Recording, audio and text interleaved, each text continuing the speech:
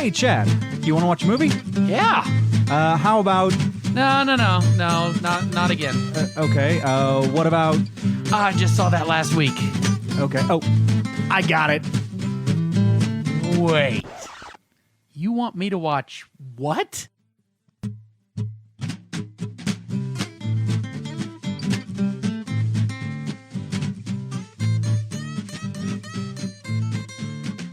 So, what'd you think of Starman? There's something strangely familiar about this one. Oh, no. But I don't think we've watched it together. Okay, I think I know what you're talking about. No, we haven't, and I've not seen what you're talking about, so... Anywho, hi, everyone. Welcome to You Want Me to Watch What, where every month Chad and I pick two movies that the other hasn't seen, and we force them to watch what we like. So this month we're talking about, or this week, we're talking about the 1984 John Carpenter film Starman, starring Jeff Bridges and Karen Allen. And it's a sci-fi quasi-love story escape movie, ? Anyway, the movie starts with shots of Voyager 2, the space probe. It was launched in 1977, and it carries a lot of stuff. A phonographic disc with a message of peace, inviting aliens to Earth. It also has greetings in just about every language we speak, pictures of us, just kind of a quick dossier on humans. How do? The probe is intercepted by an alien traveling through space, and they send a scout vessel to Earth to be first contact, where it is promptly shot down by the U.S. government. Mm-hmm. Crashing into Wisconsin, the lone alien occupant at first looks like just this floating ball of energy. It finds its way into the home of recently widowed Jenny Hayden, and using a lock of hair from her deceased husband, Scott, clones a body for itself. And so we see this thing turn from ball of light, cells reproduce into weird puppet baby thing, into child, into Jeff Bridges. Jenny, hearing this, walks out, sees the baby, sees the transformation, now sees a almost exact replica of her dead husband, who's naked, by the way, following Terminator rules here. Mm-hmm. And she faints. As you do. As you do. So, Starman, because he doesn't have a name that he gives. And occasionally he's referred to as Scott because that's who he looks like, but it's not Scott. So, Starman has a handful of these metal balls with him, spheres. He uses the first one to contact his race to tell them, Earth is hostile, come pick me up, my ship's broken.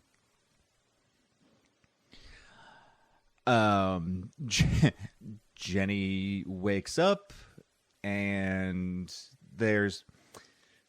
she grabs a gun, and he takes it from her. She tries to leave, he stops her, and then he's like, you need to take me here. Also, he speaks very limited English, but gets better as the movie goes on. Apparently, they're in Wisconsin, he has arranged a rendezvous in 3 days in Arizona. Yeah, Arizona. Again, Wisconsin to Arizona in 1984. Oh, yeah. They don't fly. Yeah, they don't fly. They do not.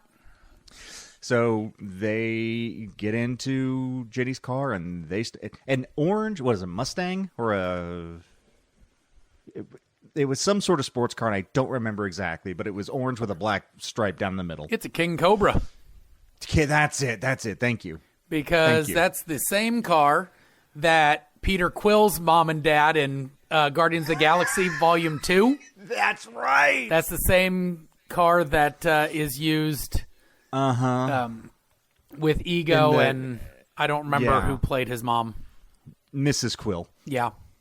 Yeah, Peter's mom, yeah. So anyway, they get in the car, he tells her where to go, and they start driving. Now, she's still freaking out at this point. He's sitting there, this alien creature that she knows is an alien, with a gun in its lap. And she's like, can you put that away? It freaks me out a little. And then she has to explain what a little and freaks out means. So, at one point, she's had enough, and she actively swerves the car so it almost causes an accident. She gets out, and she's yelling, help, I'm being kidnapped, save me. The guy comes to her rescue with a tire iron. Starman uses one of the spheres to make the tire iron catch fire. Of course, the guy runs screaming. Jenny kind of resigns herself to the fact that, okay, I guess I'm stuck here. And along the way, she realizes that he doesn't really mean any harm. He just is trying to get to where he needs to go. If he doesn't get there within 3 days and he misses the rendezvous, he's going to die. And end of story, hard stop. That's it. So as they go along, he apparently he learns to drive by watching her. This, of course, means speeding up through yellow lights. I watched you very carefully. Green, go. Red, stop. Yellow, go faster. Yep. He's a child. He's a child, yeah. They stop at a diner, and she is planning on ditching him. Like, she takes just enough money to catch a bus back home. And she's talking to the waitress and like, hey, listen, don't ask questions. Give him these keys and this credit card. Like, the whole time, she's, sort of teaching him, okay, to drive, how to pay for things. She's absolutely willing to just accept the financial burden, but she wants out of it physically. And they're at this diner, and there's a dead deer strapped to the hood of a car, because that's what you did back in the 80s. Mm-hmm. He brings it back to life. And at that point, she's like, well, I can't leave him now because he's done a good thing. He gets the shit kicked out of him for it, but she chases away the deer's, what's the word? It's not owner. Murderer. Yeah. The hunter. The hunter. She scares him off with the gun, and they keep going on their way. Unfortunately, the military is after Starman. They know this spaceship crashed. They find it. They also realize that he must be with Jenny because Jenny and Scott have been spotted, and they know from public records that Scott is dead. And so the military is after them. They get local police involved in all the states. Based on the trajectory, they know where the ship was originally going to land, which was Arizona. And so the chase is on. This leads to a car chase and shooting incident where Jenny gets effectively killed. She gets shot by cops, and Starman basically crashes the Cobra into a tanker truck to blow it up to cause a diversion, using one of the spheres to protect him and Jenny. They get on a moving mobile home. It's like strapped to a semi-truck and being driven, and so they sneak aboard it, and he spends the next night healing Jenny with one of his spheres. Jenny wakes up alone in this mobile home, and it's stopped at a truck stop. She gets out, and she can't find Starman. She finds out that he caught a ride with the cook about an hour or so ago who got off shift, because he's like, all right, I've hurt you. Now that I know you're going to live, I'm going to leave. She catches up with him. There's a roadblock. They cause a diversion. They escape. They hitch a ride, and then they end up on a train in a it's not a passenger train, cargo train. Yeah, one of the cargo car. Boxcar. Thank you. On one of the boxcars going to Arizona. And she realizes that she kind of has feelings for him, not just because he looks like her deceased husband, but because this alien is a genuinely good person. They end up making love, and he tells her that I gave you a baby tonight. And she's like, no, my husband and Scott and I tried, and I can't have a baby. He's like, oh, no, you have a baby. Surprise! So he's like, if you don't want it, I can stop the pregnancy, but you have a baby. And she's just over the moon with this because biologically it would be her husband's, but it would also be the Starman's. Yeah. So and he goes on to say that this child will grow up to be a very good teacher and help humanity. Turns out to be Brightburn. Let's not talk about that. Anyway, they overshoot their destination and they end up in Las Vegas. So they're going to go rent a car. Jenny has lost her wallet. It's probably still on the train. Starman has shown several times that he can manipulate electronics, so he uses this power on a slot machine. Wins some good money so they can make a phone call or whatever. And she's just about to say, that's a neat trick. Don't do it too often because people in casinos get crabby about that. He does it again, wins $10 million. They buy a Cadillac, and off they go. What else do you do with that amount of money? Exactly. I mean, a height of luxury in 19 whatever this was. They drive through the night and they get to a diner just a few minutes away from the crater where they're going. Unfortunately, it's at this time that police show up, recognize these two, hold them, and one of the military professors, whose name I forget, is very much interested in this person. It's like, we invited them. This is great. This is first contact. The military itself is like, yeah, that's great, but we're going to dissect him.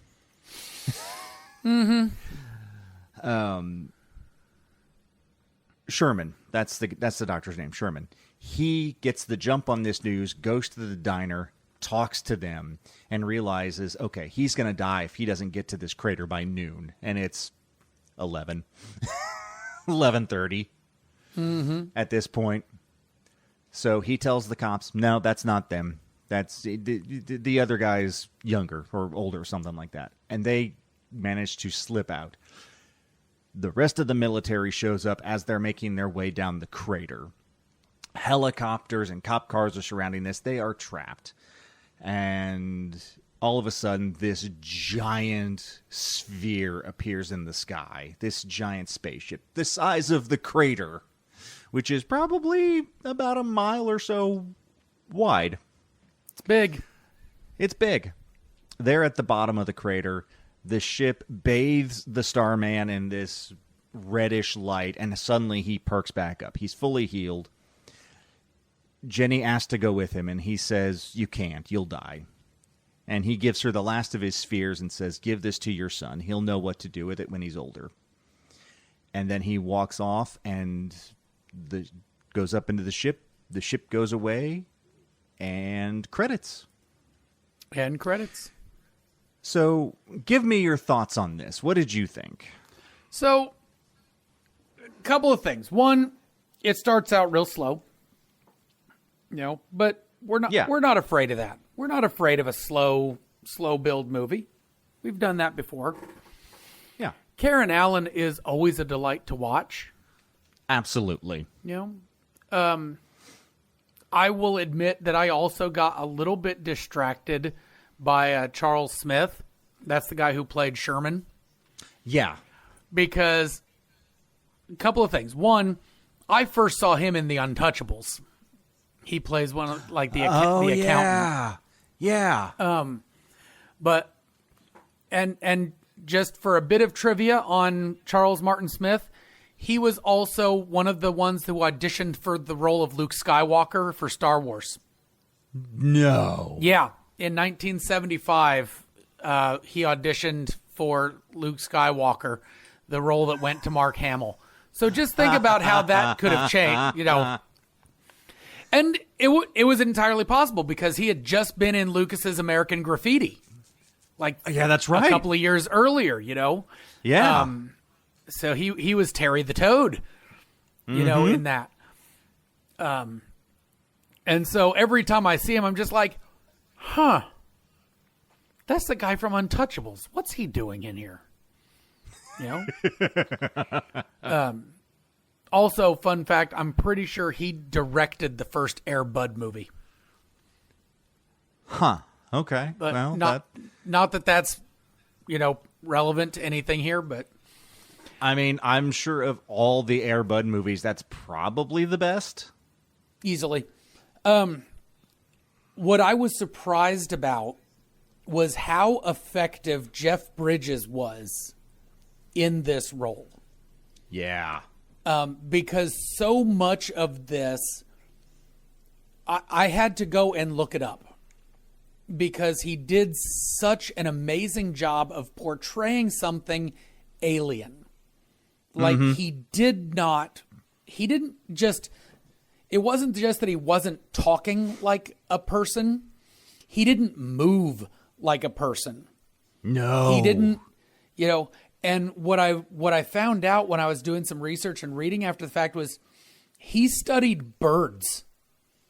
Like, he studied the way birds move. Oh, that's cool. In order to portray, because of all of the creatures, you know, birds are the ones most unlike, you know, humans that could be replicated by humans. Because, like, he's not going to walk around like an insect kind of thing. And we're very clearly ape-ish. Yeah. And so he chose birds as the way, and you can absolutely see it in the way that he keeps his head very forward. And when he looks to the side, it's very jerky, you know, the way that his hands don't wave when he walks, you know, almost like they're tucked in, like he doesn't curl them under like a wing, but they're just down. They just are down. And it's just so well done to see that the hey, we're going to, you know, cross the thing. That also worked well for me because we're luckily in the time before cell phones.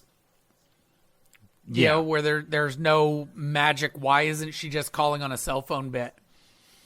Because even when she does eventually call on regular phone, it's like, oh, there's a purpose for why it's not working here or why she changes tone midway or what's going on.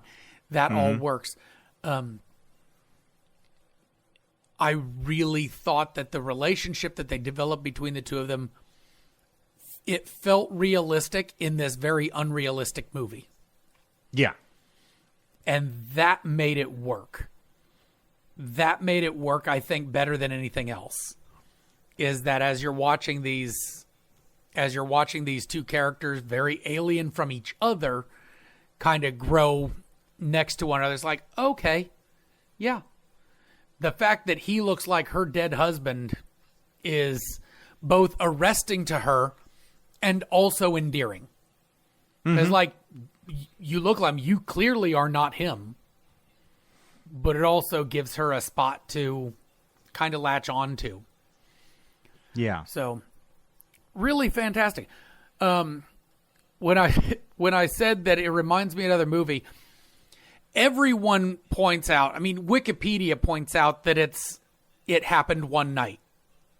You know, it's the story of it happened one night. I saw it and saw Spaceballs. Which is also it happened one night.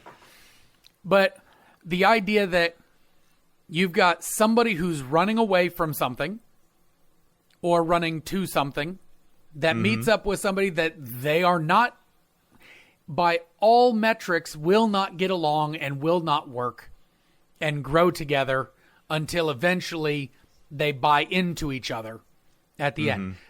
That this one still ends with them separating is immaterial to that. But I found it interesting to watch. It's like, so she's Lone Star in this case. The world wise, person who knows how to do the pilot thing, who takes a lot of the risks on, except when she willingly takes on the risks that she knows are risks. Waving the gun at the hunter, hitchhiking after the roadblock, stuff like that. It's like she's the one who's really making the decisions here. He's along for the ride to get back to safety. Yep. He is Princess Vespa. This is true. So my one question when the movie ended this time around, because you don't think of it this kind of thing, because I saw this when I was younger because it came out in '84. My question this time around was, what happens to Jenny? Because when the ship leaves, there's still all that military personnel around. Like, she's going to be questioned. What's going to happen? And so I did a quick Google search, and come to find out, they made a short-lived 1-season-long TV series as a sequel. It was canceled after 1 season. It was called Starman. None of the original cast came back. But the Starman comes back to... It's set 15 years later. It was not made 15 years later, but set 15 years later. Jenny had given her son up for adoption, and the Starman comes back, finds the boy, teaches him how to use his powers. The son is teaching him how to be more human, and they are on a quest to find Jenny while also evading the military. And it's never resolved because it's not on any streaming service. There's no Wikipedia. There's no entries on the episode synopsis other than just like 2 sentences. And so I don't know if it's resolved as to why she gave the boy up, what happened, why she changed her name, any of that. So it's like, okay, more questions. Yay. But they did try. So ultimately, this is one of those, for me, it's one of those sci-fi movies that's not overly sci-fi-y. It has elements of it, and it certainly has moments of it, but it's more a character study. Like you said, of 2 people who come from, in this case, literally different worlds, coming together and finding some sort of commonality between them. And I mean, this, for me, it's a see it because it's very well done. And Jeff Bridges' portrayal of the alien alone, like you said, is wonderful. What do you give? What's your take? My take on this is one of those movies that I think most people they owe it the first watch. Because this is one of those movies where it's actually a little surprising how well and how effective it is. But also, I don't think this is a repeat watch kind of movie. Oh, and that's fair. I think this is one you watch it once and you watch it. You don't wander in and out. You don't pause it and pop popcorn and come back to it. You sit and you enjoy it. It is not so long or so, its runtime is about right. Just a shade under 2 hours to make sure that you build the relationship, you have some tension, you resolve some tension. Also, I think this might be one of the better examples of John Carpenter's style that didn't require horror to do so. That's fair, yeah. John Carpenter is so well known for Halloween, right? Halloween, The Thing, you know, kind of thing. And so doing something that is very much a rom-com or a rom-dram. I'm going to say a romantic drama. Yeah. With a bit of sci-fi to it. Because he'd done sci-fi. He did Escape from New York, He's done comedy, Big Trouble in Little China. Mm-hmm. He's done lots of horror, Christine, They Live, The Thing, the Halloween franchise, etc. All of those things, what makes them such good movies of his are the tension that he puts into them. Even with Big Trouble in Little China, which is very much a comedy. Yeah. There's tension in that the comedy is releasing the tension. This had a very good long form tension of what's going on with this relationship, because she's right. She is being kidnapped, early on. And then kind of like the Beauty and the Beast, it's like, oh, is this Stockholm Syndrome the movie? Yeah, I was just going to say that, yeah. It is and it isn't, because she has every opportunity repeatedly to get away and chooses not to. She chooses to buy into his survival. Yeah. And I very much enjoy that. I thought that worked out very well for this movie and for the storytelling. So this is see it. Yeah. You need to see it at least once. Yeah, absolutely. So it's a see it from me. It's a see it from you. I think that makes it your turn. I got an idea.